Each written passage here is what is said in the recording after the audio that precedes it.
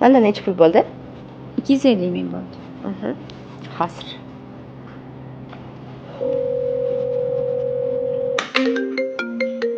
Shu paytda. Alo. Alo, adajonisi? Ha.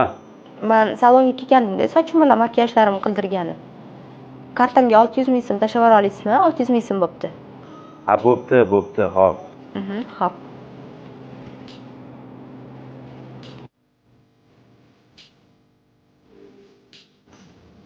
Mana ikkalasi necha pul bo'ldi? 150 ming. Hozir. Yana kim ekan? Ay, yana nima gap? Alo, adajonisi? Men Imonaga ko'yni oluvdim-da. 1 million 200 ming so'm tashlab yubora olasizmi kartamga? Voy, namuncha qimmat buning? Sal arzonrog'i yo'qmi? Qizingizga-ku, qizingizdan qiziqanvosmi? Ha, mayli, qizimdan ayamayman. Hozir tashlab yuboraman. Xo'p. Ojon, Ha, qizim. aldash gunohmi? Ha, gunoh.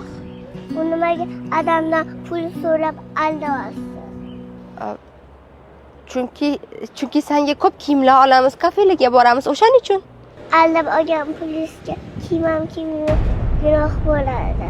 Qushlar ichimdan dushimdan halol yashamoq ibodatdir, farzandga ibrat.